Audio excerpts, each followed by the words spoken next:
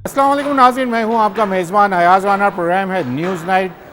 News night की team ने सोचा कि शहर के अंदर एक बड़ी एग्जीबिशन हो रही है जो पिछले 3 रोज़ से जारी थी और आज उसका आखिरी रोज़। हमने सोचा कि क्यों ना आज हम यहां पर आएँ और आपको ये दिखाएं कि ये टेक्सटाइल एशिया की जो ये 3 रोज़ा नुमाइश है जिसको 7 हॉल पे मुश्तमिल ये एक्सपो सेंटर में जारी है, जो कि एक बड़ी नुमाइश मानी जा रही है, जिसके अंदर कहा जा रहा है कि तकरीबन 50,000 से ज़ायद जो ताजे ज़ायरीन है वो उसके अंदर आएंगे और तकरीबन 17 ममालिक से लोग इस एग्ज़िबिशन में शामिल हैं।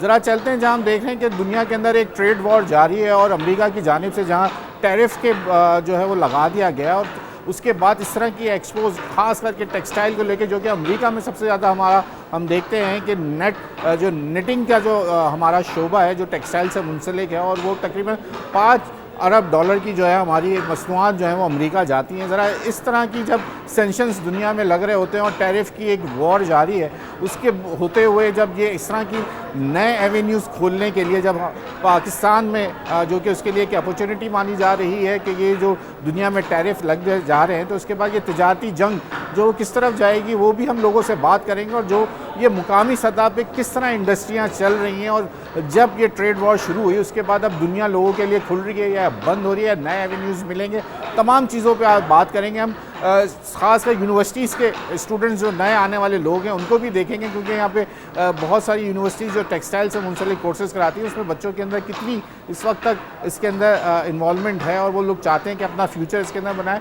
आज न्यूज़ नाइट की टीम यहाँ आई और यही इन तमाम चीज़ों पर बात करेगी और लोकल ब्रांड्स और इंटरनेशनल ब्रांड्स के साथ मिलकर किस तरह यहाँ पे काम किया जा सकता है उस पर बात करेंगे। आइए प्रोग्राम का आगाज़ करें। चलें, जैसे हमने आगाज़ ही जहाँ से लिया वहीं से इनसे बात कर लेते हैं, जो कि पहले मैं आपको बता दूँ ये पुराना स्टाइल है खड्डी कपड़ा तैयार करने का। ये खड्डी लगी हुई है और मैनुअली तैयार भी हो रही है। और मज़ीद उनसे भी बात करते हैं, पहले जो ब्रांड एम्बेसडर ही बने हुए हैं इस अपने ब्रांड के, काफ़ी अरसे से आप हर एग्जीबिशन में नज़र आते हैं और काफ़ी ये कितनी पसराई होती है इन तरह की एग्जीबिशन से। और अब जहाँ आप देख रहे हैं इस वक्त दुनिया के अंदर एक ट्रेड वॉर हो रही है, तो उस हवाले से जैसे मैं जानना चाह रहा हूँ कि अमेरिका सेंक्शंस लगा रहा है, हमारे लिए फिर भी बेहतर है इस वक्त अपॉर्चुनिटी। तो ये जब एग्जीबिशंस के अंदर आप बड़े लोग सोशल मीडिया पे भी बनाने की वीडियो तो हर कोई बना रहा होता है, तो कितनी पसराई मिलती है इन चीज़ों से?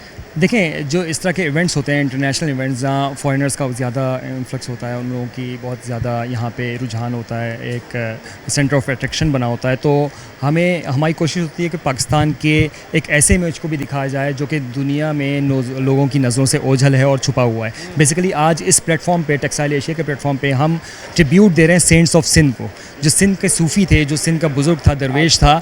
वो दरवेश बेसिकली हमारी नज़रों में वही है कि वो बस दरवेश था और उसने बस दरवेशी की और वो वहीं बैठा और बस अल्लाह अल्लाह किया और उसके बाद जो है वो बहुत आगे गए तो कुछ शेर व शायरी कर ली और इससे मज़ीद आगे बढ़ के कोई काम नहीं किया। जबकि तस्वीर का दूसरा रुख ये है कि उस दरवेशी के साथ साथ उन दरवेशों ने उस वक्त टेक्सटाइल सेक्टर में बहुत बड़ा कारनामा किया और बहुत काम किया। अच्छा, सिर्फ वो बेहतरीन बिजनेसमैन थे दरवेशों के साथ साथ। वो कैसे कि उस वक्त के टेक्सटाइल प्रोड्यूसर्स में ये बड़े बड़े नाम जो हम सुनते हैं, सच्चल सरमज़, भिट शाह और मखदूम शाह साहब और तालिबुल मौला, ये सारे नाम जो हैं ये सिर्फ दरवेश नहीं थे, दरवेशी के साथ साथ ये टेक्सटाइल बिजनेसमैन भी थे, मोस्टली टेक्सटाइल के शोबे से ताल्लुक़ रखते थे और ट्रेड में बहुत आगे थे। उस वक्त कपड़े की तिजारत किया करते थे और जो है ये तिजारत को दुनिया भर में लेकर जाया करते थे। ना सिर्फ तिजारत करते थे बल्कि प्रोड्यूस भी करते थे और ये कपड़े को बेचने से ज़्यादा उनको बनाना भी जानते थे। तो कुछ दिखाएंगे आप ज़रा, थोड़ा सा हमें ये बताएंगे, ये डिस्प्ले क्या इतने बड़े बड़े वो उन्हीं को लेके कुछ किया है? ये बेसिकली टेक्सटाइल इंस्टॉलेशन है। जब एक आर्टिस्ट एक कॉन्सेप्चुअल थीम पे काम करता है तो वो उसके पास उसके स्केल की कोई क़ैद नहीं होती। समटाइम्स आपने देखा होगा मिनिएचर आर्टिस्ट बहुत छोटी छोटी चीज़ को डेवलप कर रहे होते हैं और बेसिकली दिखाना ये होता है कि ये आने वाले जो वक्तों में और जो लोग हैं वो अपने हमारी हिस्ट्री जो है वो बिल्कुल एक ग्रे उसमें ना चली जाए, ऐसे उसमें कि जो आप उसमें डिस्प्ले कुछ ज़्यादा बड़े जी ये बड़े डिस्प्ले किए जाते हैं। आपने देखा होगा हमारे पास इस तरह के कॉन्सेप्ट जो है वो कम ही नज़र आते हैं इवेंट्स के अंदर, लेकिन यूरोप में वहाँ पर लोगों के जो आर्टिस्टिक रुझान है, आर्ट की जो है अवेयरनेस है वो ज़्यादा है, तो वहाँ लोग ज़्यादा इसको जल्दी पिक कर लेते हैं। लेकिन हमारे पास जो है वो थोड़ी सी लोगों का आर्ट का रुझान ज़्यादातर हैंडमेड कपड़े पे काम? जी हैंडमेड देख लें हम, बिल्कुल देखिए, बिल्कुल देखिए, ये भी एक अच्छी चीज़ हो जाएगी। थोड़ा सा बता दें ब्रीफ, जो देखने वाले हैं वो थोड़ा समझ जाएंगे। जी ब्रीफली कुछ बता दें। बेसिकली जो फैब्रिक की जो कंस्ट्रक्शन हुई, अगर मैं हिस्ट्री की बात करूँ तो इस शुरू के वक्तों में दरख्तों से धागे को बांध के जो ये धागा है उससे धागे को बेसिकली दो टाइप होती हैं, वो वर्टिकल एंड हॉरिजॉन्टल, इन दोनों की इंटरलेसमेंट, ताना बाना जिसे हम कहते हैं, वॉर्प एंड वेफ्ट, ठीक है, उसकी इंटरलेसमेंट से ही कपड़ा बनता है। बेसिक कंस्ट्रक्शन जो है कपड़े की ऐसी ही होती है। उसके बाद एडवांसमेंट होती चली गई, टेक्नोलॉजी आती चली गई, लूम की शक्ल ऐसी हो गई, फिर उसके बाद वो पावर लूम हो गई, और फिर मज़ीद एडवांसमेंट के साथ जो है वो ये सफ़र आगे बढ़ा। लेकिन उसका बेसिक स्ट्रक्चर जो है वो यही है। ऐसे थोड़ा और आगे आ जाते हैं तो मैं थोड़ा इनसे पूछ लूँ। जी, नाम बताइएगा अपना। नाम एनुलक। अच्छा भाई, ये बताइएगा, ये शुरू से यही खड्डी चलाने के कारोबार से रहे या अपनी खड्डी थी, अब क्या कर रहे हैं, या जद्दी पुश्ती यही काम रहा? जी हाँ, क्या पहले अपनी खड्डी थी, ये बाप दादा के दौर से ये चला आ रहा है, और यही मैंने काम सीखा है ये, और वही कर रहा हूँ। अब ये ताबुन कर रहे हैं आगे बढ़ाने की। अच्छा, कितने इस तरह अभी जो है ये मैनुअल खड्डियाँ जो हैं, क्या बची होंगी शहर में? जी मौजूद हैं, लेकिन बहुत रेयर हो गई हैं, और इसके गवर्नमेंट की तरफ से हमें सपोर्ट की भी बहुत ज़रूरत है कि ये आर्टिजन्स आप देखें कब से। अच्छा, आपकी इस एग्जीबिशन से ये फ़ायदा हुआ, पहले आप पीछे होते थे, थोड़ा आगे आ गए। जी बिल्कुल, आपको याद है। ये फ़र्क हो गया, पहले आप बीच में कहीं होते थे, तो ये अब आप फ्रंट पे आपको ले आए हैं। इस चीज़ से कितना पिछली एग्जीबिशंस के मुकाबले में ये अब तकरीबन 29वां एडिशन है इनका। चले जी, यहाँ से हमने आगाज़ किया, आपको दिखा दिया हैंड लूम्स जो अब पावर लूम्स में तब्दील हुई हैं। अक्सर आपने इस वक्त देख लिया होगा, लेकिन हमें तफसीलन थोड़ा सा जानना चाहिए। लोकल ब्रांड्स के तौर पे ये काम करते हैं, चीज़ें बनाते हैं, इसको प्रिजर्व कर रहे हैं, जो कि लोकली इसको तैयार कर रहे हैं, और लोगों से बात करते हैं और अब वो आपको दिखाते हैं, क्योंकि 7 हॉलों पे मुश्तमिल है ये, और तमाम टेक्सटाइल की मशीनरी से लेके हैंडमेड से लेके घरों में तैयार करने वाली चीज़ें, अशिया, वो भी यहाँ पर मौजूद है, सब आपको दिखाते हैं। यहाँ वक्त ब्रेक का हो रहा है, ब्रेक ले लेते हैं, ब्रेक के बाद आपको ज्वाइन करते हैं, फिर आपको किसी हॉल से दिखाते हैं और शुरू करते हैं, फिर आपसे तमाम लोगों से बात करेंगे और दिखाते हैं क्या क्या है आज।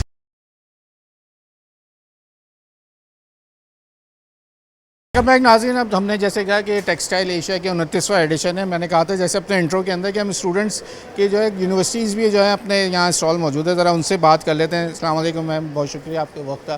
कहाँ से ताल्लुक़ है और कैसा देखती हैं कि इस वक्त काफ़ी एग्जीबिशंस में हम देखते हैं यूनिवर्सिटीज़, आप लोग भरपूर साथ जो होता है आप लोगों का इसके अंदर होता है ताउन इन ऐसी एग्जीबिशंस के अंदर, तो क्या स्टूडेंट्स नए जनरेशन में अभी भी ये टेक्सटाइल से मुंसलिक होने का, अपना फ्यूचर इसमें बनाने का अभी कितना रुझान है?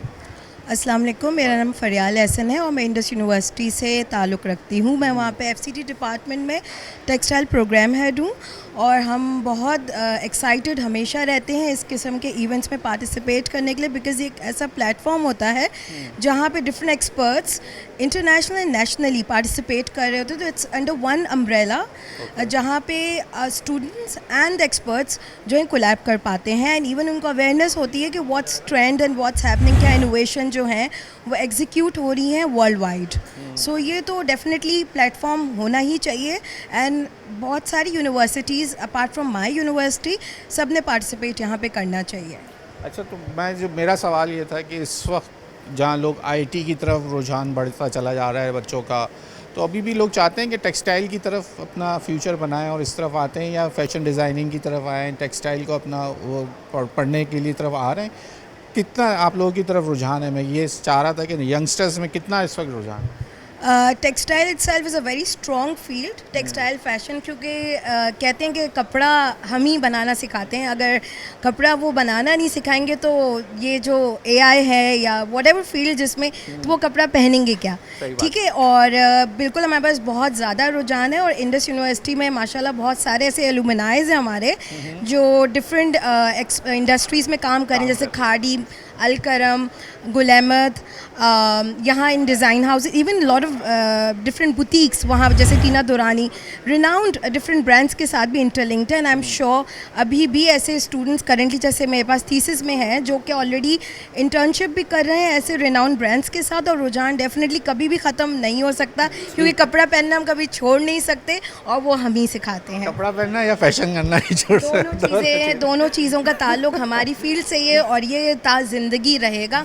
तो ये रुझान कभी ख़त्म नहीं हो सकता। एंड इनफैक्ट हम स्टूडेंट्स को एआई टूल्स भी अकॉर्डिंग टू द ट्रेंड उन्हें इम्यून करते हैं कि वो ऐसे सॉफ्टवेयर्स पे काम करें, और वो बिल्कुल हम ऐसे वर्कशॉप्स करवाते हैं जिसमें जो करंट सिचुएशंस होती हैं स्टूडेंट्स को उनसे इंटरलिंक भी करवाते हैं। थैंक यू वेरी मच, बहुत शुक्रिया।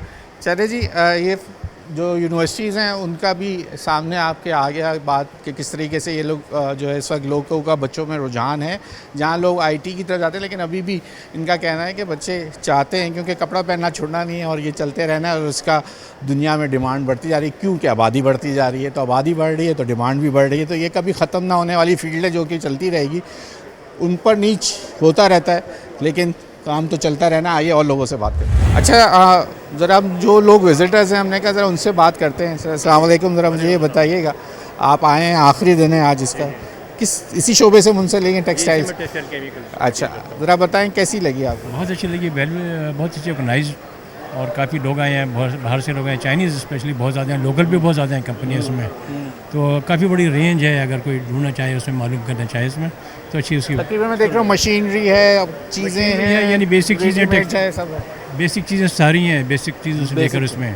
और फिर ये कि जो टेक्सटाइल्स हैं, मशीनरी के अलावा जो केमिकल्स हैं वो भी हैं इसमें मौजूद, उसमें वो बढ़िया है, अहमियत काबिल। अच्छा, एक सवाल मैं आपसे पूछना है, आप कितना तजर्बा है टेक्सटाइल का? मेरा ख्याल 40 साल का। 40 साल का तजर्बा। अंकल मुझे ये बताएं, ये जो अभी एक ट्रेड वॉर है जिसमें लोग समझ रहे हैं, बहुत सी दुनिया समझ रही है उन पे, जैसे चाइना और उनका तो खुलेआम यानी 129% पे चले गए ये लोग, एक दूसरे पे टैरिफ लगाने, 145 पे चले गए। 145 पे चले।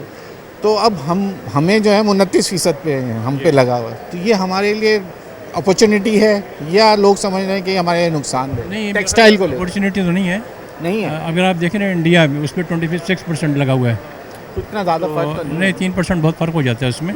अच्छा। और ये होगा ये कि उसकी बाइंग पावर कम हो जाएगी। अगर आप देखें 29% का फ़ौरन बढ़ा दिया जाएगा, अगर 100 रुपये की चीज़ 129 रुपये कर दी जाए, 129, तो बाइंग पावर कम हो जाती है ना फिर उसकी अंदर। फिर ये अच्छा, अगर हम तो वैसे भी इंपोर्ट करते हैं ना, अगर हम उनसे कॉटन लेनी शुरू कर दें, अगर हम उनसे कॉटन ले लें, तो ऐसे हमें शॉर्टेज है कॉटन की, हम अमेरिकन कॉटन लें और उनको फिर ये बना के यहाँ से भेजें, तो हमें अमेरिका के पास होती नहीं इतनी कॉटन, इतनी नहीं होती, लेकिन मशहूर तो है उनकी अमेरिकन नहीं है, वो है इजिप्शियन कॉटन मशहूर है, अमेरिकन तो नहीं है इसमें। चाइना के पास होती है, इंडिया के पास होती है, पाकिस्तान के पास होती है। अमेरिकन कॉटन भी तो है ना मार्केट में, तो आती तो है ना? पता नहीं, मेरे ख्याल नहीं होगी, नहीं आती, नहीं आती मेरा। हमने तो सुना था कि अमेरिका भी कॉटन बनाता है, और नहीं, कॉटन चाइना से होता है। अगर चाइना तो वो तो ट्रेड वॉर का तो नहीं, ट्रेड वॉर नहीं, वो उसकी प्रोडक्शन है उसकी, यानी हम लोग ज़्यादा कहाँ से जिसको मंगा रहे हैं? होते हैं। हम कहाँ से मंगा रहे हैं? हम चाइना से ले लेते हैं, ये अपनी खुद ही होती है हमारे यहाँ उसमें, पाकिस्तान में।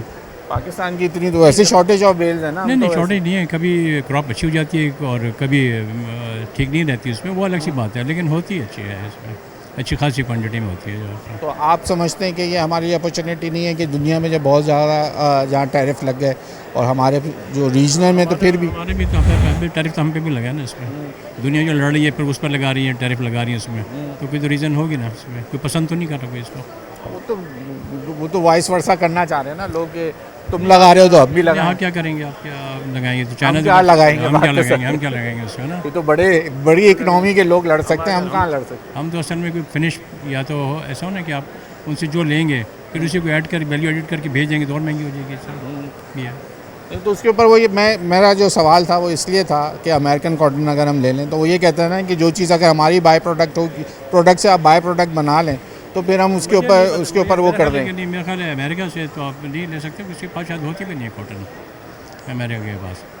ये आप तो या अच्छा इजिप्ट में होती है, बहुत थोड़ी सी होती है, जिसको हम कहते हैं ना क्वालिटी की, जिसमें वो बहुत थोड़ी सी वो होती है, एक्सपेंसिव पड़ती है ना, वो एक्सपेंसिव से आप ले लेंगे फिर भी, लेकिन ये क्वांटिटी बहुत कम होती है उसकी। चाइना के पास है, बहुत बड़ी लैंड है, उसके बाद बड़ी होती है। इंडिया के पास है इसमें। एक ज़माने में टेक्सटाइल वाले ने सोचा था ना, जब हमारे पास कम होता है इंडिया से ले लें, इंडिया के पास का तो हमसे ले लें उसमें। तो दूसरा तो वो टेक्सटाइल में तो बांग्लादेश भी नहीं बनाता, वो भी जो है दुनिया से लेके वो टेक्सटाइल अपनी कहाँ ले गया? उसकी जो टोटल एक्सपोर्ट है उसके 80% टेक्सटाइल और कॉटन नहीं है उसके पास। कॉटन नहीं उसके पास है, हमारी तकरीबन 60% है टोटल उसकी कॉटन है। फिर इसी तरह लेबर भी उसी से जो है, लेकिन हमारी क्वालिटी ऑफ कॉटन ख़त्म होती जा रही है ना, ये भी एक बात आ रही है ना सामने की। क्वालिटी ऑफ कॉटन जो पहले वाली रही थी, अब वो अब उसके अलावा वो होता है R&D की नहीं, चीज़ें हुई नहीं, रिसर्च एंड डेवलपमेंट हुई नहीं है उसमें। लेकिन जब ये टेक्सटाइल इंडस्ट्री में आती है तो उससे केमिकल से और दूसरी चीज़ से बहुत से कवर कर लेती हैं और बहुत अच्छी फाइन क्वालिटी बन जाती है। बहुत अच्छी। क्योंकि आप इससे मुंसलिक थे इसलिए आपसे ज़्यादा ये बात करती। बहुत शुक्रिया आपका वक्त का। थोड़ा और लोगों से बात करते हैं, ज़रा जानते हैं कि अगर हम कोई ऐसे प्रोडक्ट्स ले लें जिससे अमेरिका की जो ये ट्रेड वॉर है उसमें हमारे पे जो टैरिफ 29 लगा है वो भी शायद कम हो जाए। आए लोगों से बात करें। चलें, जो हमारे चाइनीज़ मेहमान हैं जिनको कहा जा रहा है सबसे ज़्यादा इनका पार्टिसिपेशन है, चाइनीज़ डेलीगेट्स यहाँ पर आए हुए हैं, ज़रा उनसे पूछ लेते हैं कि उनको कैसी लगी। Thank you very much ma'am for giving my time. How you see this exhibition in 29th edition in Karachi? Very large, very large. I like this place. I can find many customers here. The people are interested to how many people are come here and talk to you and show the interest in this in your field? Many distributors or agents. I think maybe we can cooperate in the future. Okay. क्योंकि बात करने से पहले कह रही थी इनकी बहुत थोड़ी अंग्रेज़ी बोल लेती हैं। Thank you for your time. तो ये इस तरह के आए हुए मेहमान हमारे, और सबसे बड़ा क्योंकि हॉल नंबर 1 में अगर हम आपको घूम फिर के दिखाएं तो चाइनीज़ डेलीगेट्स बहुत ज़्यादा हैं यहाँ पर आए हुए। और देख लें, welcome to the Karachi. How you see this exhibition? The exhibition is very good. We is very player attention the exhibition. We hope to business with the Pakistan business and develop the Pakistan Karachi market. It's very good. Okay. Do you know the Americans trade war is going with China and America? Yeah. Yes, and 145% tariff rates in America. Right. So now, how you see in the heat up is so on with America and China. You like this type of exhibition in other countries? The new avenues are open for you. You like this kind of things? Is exhibition more useful for the Chinese textile industry? About America tariff against the Chinese. So I very confident my country. It's now is we can in the future I think we Chinese governments will discuss with the American governments, and then I'm very confident that our Chinese government is very good. Yeah. America is a big market. Yeah, big market. Yes. Yes. Also, China is the big manufacturer. Yeah. Yeah. Yes, That's right. very big manufacturer. So there's a master cooperation. Yeah. Yeah, master cooperation and one-to-one. Yeah. Okay. Okay. Thank you. जैसे कि इनका कहना है कि Chinese जो है एक बड़ी मैन्युफैक्चर, बिल्कुल सही बात है, और उनका बड़ी मार्केट जो है वो अमेरिका है, और इसके ऊपर बात होनी चाहिए। जिस तरह उन्होंने अभी हमसे बात में कहा कि अमेरिका और चाइना को, उनकी गवर्नमेंट को ज़रा इसके ऊपर कूल डाउन होने की ज़रूरत है, और दोनों एक बड़ी इकनॉमी है, और उनको दुनिया में जिस वक्त ट्रेड वॉर है उसको कूल डाउन होना बहुत ज़रूरी है। यहाँ ब्रेक का वक्त हो गया, ब्रेक ले लें और मज़ीद लोगों से बात करते हैं, ज़रा देखते हैं टेक्सटाइल एशिया किस तरह जा रही है। वेलकम बैक नाज़रीन, क्योंकि ये एशिया टेक्सटाइल एक्सपो जो है वो 7 हॉल पे मुश्तमिल है, जहां हमने अभी आपको केमिकल्स में और इधर बात कराई लोगों से, स्टूडेंट्स की इंडस्ट्री में भी बात हो गई। अब क्योंकि बहुत बड़ी मशीनरी के हवाले से जो टेक्सटाइल से मुंसलिक मशीनरीज़ हैं उसके ब्रांड्स जो कि हम बता रहे थे आपको कि तकरीबन 17 ममालिक से लोग, चाइनीज़ का एक बड़ा जो है वो एक डेलीगेशन, तो वहीं पे अभी जो मुझे मालूमात हुई है स्पेन की इनकी ये मशीनरी है, लेज़र कट मशीन या लेज़र डिज़ाइन मशीन कहते हैं। थोड़ी सी कौन सी मशीन है थोड़ा सा ब्रीफली मुझे बता दें, फिर मैं उनसे बात। अच्छा सर, ये ड्राई प्रोसेस जो है वो एलिमिनेट करती है वॉशिंग। बेसिकली जो वॉशिंग के गारमेंट्स होते हैं ना, उसमें जो प्रोसेस होते हैं उसके अंदर एक ड्राई प्रोसेस होता है ना, तो ड्राई प्रोसेस का जितना भी वर्क है वो पहले मैनुअल हुआ करता था ना, जिसमें बहुत सारे वेरिएशंस होते थे, टेयर एंड टेंसाइल जो गारमेंट की उसकी लाइफ नहीं रहती थी। अब इन्होंने जो है वो लेज़र टेक्नोलॉजी इंट्रोड्यूस करवा दी है। इससे हम कंसिस्टेंसी ला सकते हैं डिज़ाइन के अंदर, यानी कि अगर आपको एक गारमेंट बनाना है या 1 लाख गारमेंट बनाना है तो ऑल विल बी सेम, सारे डिज़ाइन जो है वो जैसे बनेंगे। इसमें ज़रूरी नहीं है कि फेडिंग है, इसमें आप full whiskers, full blasting, full print वगैरह जो भी चीज़ आपको चाहिए। स्टोन वॉश आता था डेनिम के अंदर, बिल्कुल वो अब स्टोन वॉश का मतलब वो स्टोन इज नॉट सस्टेनेबल ना। हाँ, वो तो खत्म ही हो गया। अब वो खत्म होके अब ये लेज़र टेक्नोलॉजी की तरफ लोग डाइवर्ट हो गए। एग्जैक्टली। तो ये अच्छा आपके ये कहाँ से इनका ताल्लुक? He is my principal mister Julian from Spain. Welcome to the Pakistan and Karachi. How you see this kind of exhibition in the scenario in the world is like the trade war is going between America is like, so these are the new avenues. Are people in the world are looking for the new avenues. How you see the Pakistan in the textile industry when you are the principal in this kind of machines? How you see this kind of exhibitions very fruitful in this kind of trade war? No, I think Pakistan is a very resilient country. Is as we all know, is one of the leaders of textile production and also producing cotton and all many types of fabrics. So we have to keep going. There is, if anything happens, but the industry cannot stop, and all we are here to support the Pakistani textile industry with innovation, with new ways of producing the garments and supporting all the textile industries. What we should do, we should help each other and keep moving and be competitive, because the world is more and more you get competition from many countries, from many parts of the world, so you need to keep developing, innovating and doing new ways of running the production. Do you think this is an international way of the question is for you that the Trump is looking for that he needs the people invest in his country. They want the industry shift in US. Is that possible? Do you think the way he's thinking, is that possible? Well, this is very difficult to predict something on that. I'm not a guru of that, but you know, to reindustrialize the US with textile or with electronics or other things, I think it's not possible right now. The labor cost and the main thing is the labor cost. Labor cost. For many reasons, this is not possible. I think now maybe these Trump actions are more for a kind of, I would say, negotiation strategy rather than something that it can be applied. And I think many other countries are not really on this side in favor of that. In the whole Europe also there is a lot of controversy on that, and are trying to that this is not moving forward because it's not in the sense of the times that we are. How you see this 3 days in Karachi? How you spend? Very good, very good. There has been many people visiting us. There is a lot of interest on the new technologies, and we have had a lot of visitors, also professionals, but also today there is a lot of students, a lot of people from the universities learning about new innovations, new technologies, which is very good, and that's the future. Yeah. Thank you very much for your time. Thank you. Thank you. हम लोगों से बात कर रहे थे, देखिए Chinese और ये स्पेन से इनका ताल्लुक़ है। मेरा ख़ास तौर पे मैं ज़्यादातर इस वक्त ट्रेड वॉर के ऊपर फोकस किया हुआ हूँ, जहाँ टैरिफ लगाया जा रहा है, तो लोग फिर अब नई अपॉर्चुनिटीज़, नई मार्केट को अब देख रहे हैं। अगर अमेरिका इस तरीके से करना जा रहा है तो फिर सबको अपने नए अलाइंसेस और नई मार्केट देखने का वक्त है। आइए और लोगों से बात करते हैं। हॉल तो बहुत सारे हैं, लोगों से अलग अलग बात करते हैं। अच्छा जी, अब हम एक और जगह, एक और हॉल में आ गए।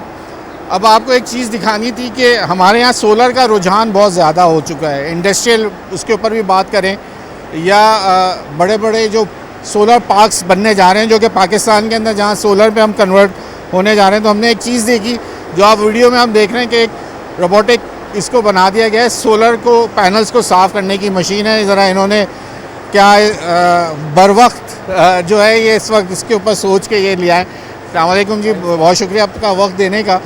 मुझे ये बताइए, ये सोलर क्लीनिंग मशीन का कैसे दिमाग में आ गया एकदम से, कि जहाँ हमारे यहाँ सोलर का रुझान तो बहुत ज़्यादा है, लेकिन ये मशीन जिस तरह आप कह रहे हैं कि सोलर की शीट्स को साफ़ कर देती, कैसे चढ़ी? मैं तो ये सोच के हैरान हो गया। कितना, क्या कॉन्सेप्ट था इसके पीछे? अच्छा, सबसे पहले तो देखें, ये हम वाहिद PV-केयर है जो पाकिस्तान के अंदर यूरोपियन प्रोडक्ट को इंट्रोड्यूस करवा रहा है। ना सिर्फ हमारे पास रोबोट है, बल्कि हमारे पास ऐसे गैजेट्स भी हैं जो 20% आपकी एफिशिएंसी इंक्रीज़ कर देते हैं। अभी आपको बताता हूँ रोबोट के बारे में थोड़ा सा। रोबोट जो है आपके पास पैनल्स के ऊपर ही चलेगा, ये पैनल्स के ऊपर ही वर्किंग करता है। इसके साइड में 2 ब्रशेस लगे हुए हैं, आपको सिंपल इसको उठा के पैनल के ऊपर रख देना है। एक दफ़ा आपने इसको पैनल के ऊपर रख दिया, देन आपको सिंपली इसको रिमोट के थ्रू ऑपरेट करना है। अच्छा, कुछ सवाल आते हैं कि ये पैनल के ऊपर रख दूँगा गिर जाएगा, तो ऐसा नहीं है, गिर नहीं सकता इसके ऊपर, क्योंकि फॉल्ट डिटेक्शन सेंसर लगा हुआ है। ठीक है। इसके ऊपर कैमरा लगा हुआ है, आप चाहें तो अपने कमरे में बैठ के ऑपरेट करें, ऊपर छत पे सफाई करते रहें, आपको जाने की भी ज़रूरत नहीं है ऊपर, सिर्फ पानी का पाइप कनेक्ट करते हैं आप इसके साथ। अब वो जितना बड़ा ये सिस्टम लोग लगा रहे हैं तो उसकी फिर कॉस्ट भी वैसी होगी। बिल्कुल ऐसे ही है, मगर देखें जहाँ हम मेगावाट की बात करते हैं, क्योंकि ये साइज़ बड़ा नहीं लग रहा मुझे। अगर लोग अगर अपने घर के लिए इस्तेमाल के लिए, तो ये मुझे नहीं लग रही कोई बड़े इंडस्ट्री में जहाँ बड़े लगे हुए हों या सोलर पार्क्स लगे हुए हों जहाँ पे ये कंटिन्यू काम चलता रहता हो, उसके या उसके लिए नहीं है ये। अच्छा, जो अभी आप मॉडल देख रहे हैं ये F1 है, ये हमारे पास उन साइट्स के लिए जहाँ पे आपको per day around 1.5 to 2 megawatt साफ़ करना है। अगर आपको एक दिन में 2 मेगावाट साफ़ करना है तो फिर हम आपको रिकमेंड करेंगे F1। अगर आपको एक दिन में 500 किलोवाट साफ़ करना है, 800 किलोवाट साफ़ करना है, 200 किलोवाट साफ़ करना है, उसके अकॉर्डिंग हमारे पास डिफरेंट मॉडल्स के मॉडल्स हैं। बिल्कुल ऐसे, फिर उसकी कॉस्ट भी उसी हिसाब से कम हो जाती है। ठीक है। अभी हम आपको जो दिखा रहे हैं ये है F1, जो कि पर डे 2 मेगावाट साफ़ कर सकता है। इसके अलावा बड़ा है, यानी ये बड़ा है। इसके अलावा हमारे पास एक और भी मॉडल है जो एक दिन में 20 मेगावाट से साफ़ कर सकता है, जो कि B1 है हमारे पास। अच्छा, फिर छोटा हो गया बिल्कुल। वो और बड़ा है, और 20 मेगावाट। 20 मेगावाट, अच्छा। तो ये तो फिर 1.5 2 मेगावाट साफ़ कर रहे हैं। क्या चीज़ है? यस, तो हमारे पास ऐसे डिफरेंट मॉडल्स हैं, डिपेंड करता है कि आपको कितना क्लीन करना है। और ये वाहिद हम ही है पाकिस्तान में जो यूरोपियन प्रोडक्ट को इंट्रोड्यूस करवा रहे हैं इस वक्त। और आपके पैनल्स के लिए क्या इसकी कॉस्ट क्या हो जाएगी? अगर एक छोटे घर वाले, अगर जो छोटी वाली कहाँ से शुरू हो रही है और कहाँ तक जा रही है? अगर मैं छोटे की बात करूँ तो छोटा हमारे पास मिनिमम जो है वो 3,90,000 से स्टार्ट हो रहा है, और इसकी जो मैक्सिमम जो हमारे पास जा रही है कॉस्ट वो 4 करोड़ तक जा रही है। अच्छा, ये सिर्फ ब्रशिंग करेगा या पानी भी होता है इसमें? ये वेट और ड्राई क्लीनिंग दोनों करता है ये। इसके अंदर दूसरी ये मशीन जो है पानी साथ कंटेन करती है या आपको अलग से देना पड़ेगा आपको? तो वहाँ पे पानी पहले से मौजूद हो फिर ये ब्रशिंग कर देगी? बिल्कुल ऐसी है। ऐसे पानी से भी स्लिप नहीं होगी? नहीं, स्लिप नहीं होगी। ये 27 डिग्री तक चल सकती है इजीली। और इसकी क्या गारंटी है? गिर गई इन केस? पहली चीज़ तो फॉल डिटेक्शन लगा हुआ है इसके अंदर। दूसरी चीज़, गिर नहीं सकती कि आपके पैनल्स के एज के ऊपर ना एक बॉर्डर बना हुआ होता है, तो उस पर क्या ऑटोमेटिकली रुक जाएगी अपने पैड्स के थ्रू, गिर नहीं सकती मशीन एट एनी कॉस्ट। उसको फिर वहाँ ऊपर ले जाना और उसको ये सारा जो ट्रांसपोर्टेशन इसको करना, वो कैसे? ये जो है ये 5 कितनी मुश्किल आसान? ये 5 पार्ट्स में विदिन 2 मिनट्स असेंबल और डिसेंबल हो जाती है। ओके, तो आप इसको इजीली कैरी कर सकते हैं जहाँ भी आपको लेके जाना है इसको। ठीक है। तो कैसा है इसका अभी लोगों के अंदर? अभी फर्स्ट टाइम जब लाते हैं तो वो एक मुश्किल होती है, लेकिन लोगों को अवेयरनेस देना, और उसके बाद हम देखते हैं पहला वाला जो होता है ना वो तो इंट्रोडक्शन ही करता रह जाता है, उसके बाद कोई चीज़ आती है तो वो उसका जैकपॉट लग जाता है, क्योंकि आप तो आगाही देते रह जाते हैं लोग। तो कैसा रहा अभी एक्सपीरियंस इस एक्सपो के? अच्छा, ओवरऑल मैं बात करूँ तो हम लोग ने ये भी रिसेंटली तकरीबन 4 महीने पहले लॉन्च किया है, और अल्हम्दुलिल्लाह इसके हमारे मल्टीपल यूनिट्स सोल्ड आउट हो चुके हैं कराची के अंदर ही। और जो आपने बात की, बिल्कुल इस वक्त लोगों में इतनी अवेयरनेस है नहीं, वो हमें एक डेवलप करनी है लोगों के अंदर कि उनको पता चले कि क्लीनिंग क्यों ज़रूरी है और किस चीज़ से क्लीन करना बेहतर रहेगा। तो उसमें हमारा ज़ाहिर सी बात टाइम लग रहा है, बट ये है नो डाउट हमारा रिजल्ट अच्छा आ रहा है, इसका आउटकम्स है, और अल्हम्दुलिल्लाह सोल्ड हो चुके हैं इसके यूनिट्स। छोटी वाली की क्या प्राइस बताया? वो कितने? 3,90,000 से स्टार्ट होती है। 3 लाख से। और ये कहाँ तक जाती है अगर बड़े इंडस्ट्री पार्क? अराउंड 1,25,000 यूरो के ऊपर। यस, और जो कि बनते हैं तकरीबन 4 करोड़ रुपये PKR में। ठीक है, चलें जी, बहुत शुक्रिया आपका वक्त देने के लिए, और अल्लाह ये आप नई नई चीज़ें आनी चाहिए। जिद्दत जो लोग कर रहे होते हैं, मैं उनको बड़ा अप्रिशिएट करते हैं। तो हमारी भी कोशिश थी आपके इंट्रोडक्शन करा दें, ज़रा लोग देख लें। तो यकीनन आपने जैसे देख रहे हैं वीडियो के अंदर, तो ये PV केयर है जो कि आपकी सोलर की जो प्लेट्स हैं उनको साफ़ करने के लिए, उसकी एफिशिएंसी बढ़ाने के लिए आपको क्लीनिंग करनी होती है, और क्लीनिंग के लिए ये बेहतरीन नई मशीन्स भी अब आनी शुरू हो गई हैं। आप ब्रेक ले लें, ब्रेक के बाद मज़ीद कुछ देखते हैं कि क्या क्या इस टेक्सटाइल एक्सपो में चल रहा है।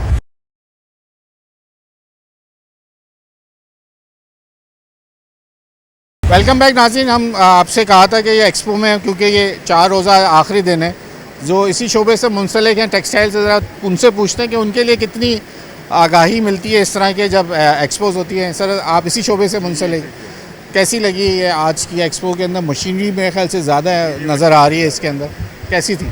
अच्छा है, ये होना चाहिए, लगनी चाहिए। मतलब समझे हमारा भी टेक्सटाइल इंडस्ट्री से ही है, वाटर जेट मशीन है, तो ये लगनी चाहिए। यहाँ पे लगेगी तो प्रोडक्शन यहाँ से होकर बाहर एक्सपोर्ट होगा, तो फ़ायदा है, मुल्क को भी फ़ायदा है, हमारा भी फ़ायदा है उसमें।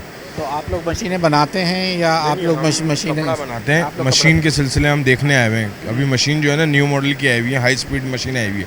पहले जो मशीन थी वो कम RPM की थी, पुराने मॉडल थे। अब जो है 2024-25 की इस तरह मशीनरी आई हुई है, तो उस सिलसिले कॉस्टिंग के में लिहाज से वही चाइनीज़ मशीन है। कॉस्टिंग के लिहाज से तो महंगी है, काफ़ी महंगी है, लेकिन वो फिर आप देखें ना महंगी भी है लेकिन प्रोडक्शन भी है उसकी, उसी हिसाब से प्रोडक्शन भी ज़्यादा है और दूसरे लवाजमात जो होते हैं उसके वो भी उसी हिसाब से ज़्यादा हैं।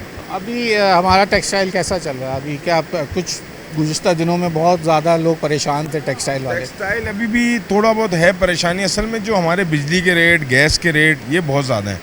अब जैसे हमारी अपनी ज़ाती फैक्ट्री है ना, तो उसमें हमारे पास गैस जनरेशन भी है और के इलेक्ट्रिक भी है। तो अभी हमें गैस जनरेशन जो है ना वो बहुत महंगी पड़ी है, कॉस्टली पड़ी है, तो हमने गैस जनरेशन अभी क्लोज कर दिया अपनी, कि रेट ही इतना हाई हो गया। अब हम के इलेक्ट्रिक में ये मसला है कि वो जैसे 24 घंटे हैं उसमें 3-4 घंटे चली गई तो हमारी प्रोडक्शन डाउन हो गई। अब जो गैस जनरेशन है वो तो हमारे अपने जनरेटर हैं, वो हम उसको चला के 24 घंटे उसको कवर कर, लेकिन वो महंगी इतनी हो गई है कि कॉस्टली पड़ी है वो। तो अब सोलर के ऊपर लोग इंडस्ट्री जा रही है। सोलर के ऊपर भी जा रही है लेकिन ये बहुत हैवी इंडस्ट्री होती है, हाई वोल्टेज होते हैं, इन्वेस्टमेंट बहुत बड़ी है सोलर की, बहुत बड़ी इन्वेस्टमेंट है और फिर 24 घंटे सोलर पे नहीं चल सकता। अब देखें सोलर मैंने भी लगाया है, मैंने अपनी एक छोटे यूनिट पे लगाया, 50 किलोवाट का सोलर लगाया।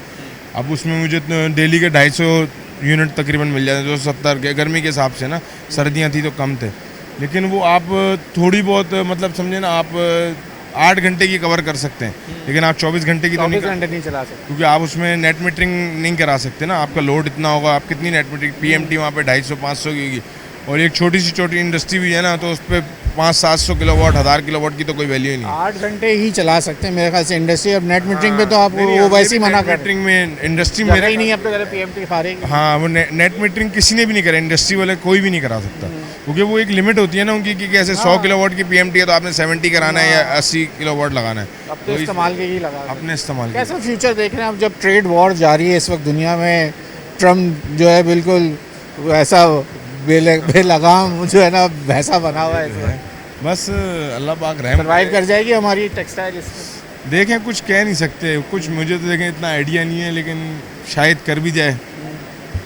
तो कपड़ा बनाते हैं, कपड़ा तो लेते होंगे ना यार, कपड़ा हम देखें मैन्युफैक्चर, हम कपड़ा बना के आगे देते हैं ना, तो अभी तो बाज़ार हमारा ठीक है, नॉर्मल है, हमारा सीज़न होता है, जैसे ही डिमांड बढ़ती है पता चल जाता है ना कि ऑर्डर्स मिल गए, डिमांड आ गई। हाँ, वो पीछे था हमारे पास, नवंबर-दिसंबर में था, जनवरी में था, क्योंकि हमारा जो आइटम है ना पॉलिस्टर आइटम है, वो दरमियाने मौसम में चलता है। अब जैसे गर्मियाँ आ गई ना तो अब वो स्लो हो जाता है, इस तरीके से। ठीक है, चलिए शुक्रिया वक्त देने का आपका।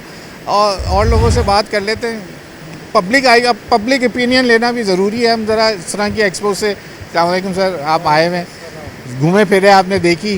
जी अल्हम्दुलिल्लाह। इसी शोबे से मुंसलिक हैं टेक्सटाइल्स, कैसा देख रहे हैं इस वक्त जब दुनिया में एक ट्रेड वॉर जारी है, ट्रम्प जो है वो बिल्कुल बेलगाम घोड़ा हुआ है, तो हमें क्या अपॉर्चुनिटीज़ मिलेंगी आगे टेक्सटाइल में? कैसा देखते हैं हम, क्योंकि एक्सपोर्ट हमारी बहुत ज़्यादा है, एक्सपोर्ट अमेरिका हमारी निटिंग की जो है ना कपड़ा बहुत ज़्यादा, तो कैसा देख रहे हैं सर? मैं उम्मीद, अस्सलाम वालेकुम, अल्हम्दुलिल्लाह जी। मैं समझता हूँ कि इस तरह की जो एग्ज़िबिशन है वो वक्तन फ़वक्तन मुख्तलिफ़ शहरों में होनी चाहिए।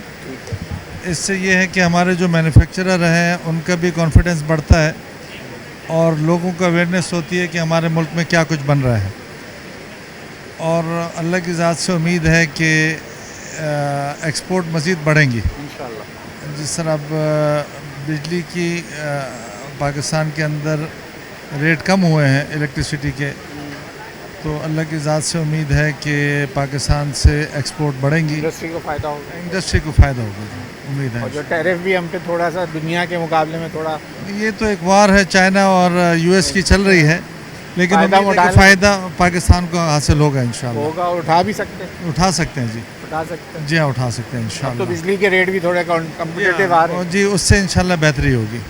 लॉ एंड ऑर्डर की सिचुएशन अगर कंट्रोल में रहे और जो मैन्युफैक्चरर हैं उनका कॉन्फिडेंस कायम रहे, तो उम्मीद है मज़ीद इन्वेस्टमेंट भी होगी पाकिस्तान में और एक्सपोर्ट भी बढ़ेंगे हमारे इंशाल्लाह। Thank you. अच्छा जी, अब साथ ही स्टूडेंट्स भी नज़र आ गए, तो स्टूडेंट से भी पूछ लें। स्टूडेंट हैं आप टेक्सटाइल के हवाले से, क्या कहेंगे ज़रा बताएं, इस तरह क्या देखा, क्या सीखा, जो पढ़ रहे हैं कुछ उसके बारे में कुछ समझ में आता है जब इस तरह एक्सपो में आते हो? जी, यहाँ पर अस्सलाम वालेकुम। वालेकुम अस्सलाम। पहले तो हम लोग यहाँ पर जो थ्योरी पढ़ते हैं उसको यहाँ पर हमें प्रैक्टिकल देखने को मिला, जिससे हमारी ना मतलब प्रैक्टिकल नॉलेज इंक्रीज़ हुई। एक थ्योरी पढ़ क्या textile engineering textile engineering NIT यानी कि यूनिवर्सिटी। मशीनरी के हवाले से ही पढ़ते हो, जो मशीन्स होती हैं उनकी टेक्सटाइल इंजीनियरिंग में तो यही सब जी कुछ जी वो पढ़ रहे हैं, तो मतलब उसी हवाले से हम यहाँ देखने आए हैं कि मतलब इधर क्या है क्या नहीं, क्योंकि आगे इंडस्ट्री ज्वाइन करनी है ना, तो उसके अंदर हमारी नॉलेज होगी तो हमें कुछ पता होगा। तो उस हवाले से हम देखे हैं तो काफ़ी चीज़ें हमें सीखने को मिली हैं, जैसे वीविंग, डिज़ाइनिंग ये कैसे हो रही है, इंटरलेसिंग, ये सब चीज़ें।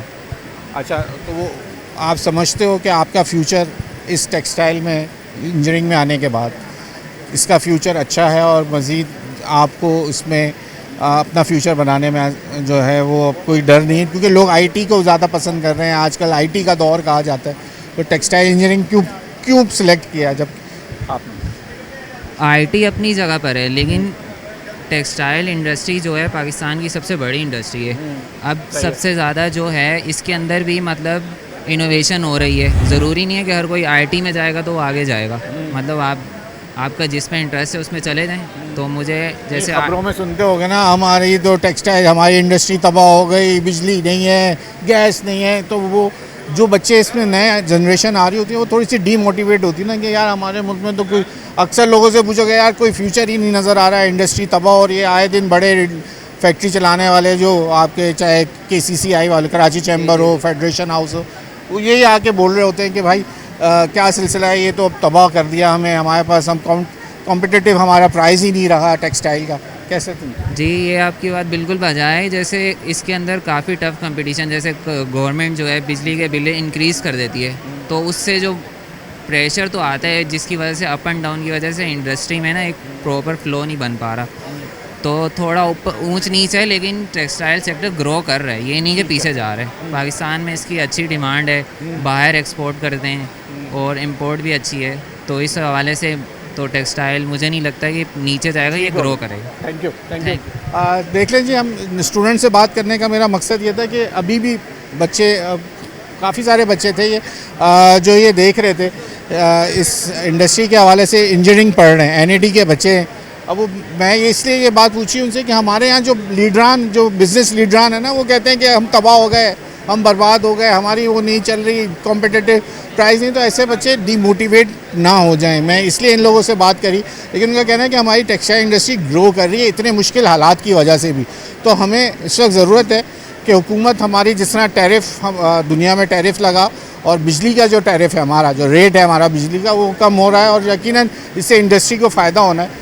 तो देख लें, ये एक्सपो जारी है, एक्सपो के अंदर आवाम आई हुई, और लोगों से बात करते हैं, ज़रा देखते हैं कि कैसा देख रहे हैं ये टेक्सटाइल इंडस्ट्री का, क्या फ्यूचर होगा आगे जिस तरीके से चल रहा है, और एक्सपो लगाई गई 3 रोज़ा, उसको कैसा देखते हैं, और लोगों से बात करते हैं। चलें, हम जहाँ इंडस्ट्री के ऊपर बात कर रहे थे तो थोड़े से रेडीमेड मेरे ख्याल से ये तैयार कुछ गारमेंट्स हैं, उन्हीं से जान लेते हैं। भाई कौन बताएगा मुझे? वालेकुम सलाम।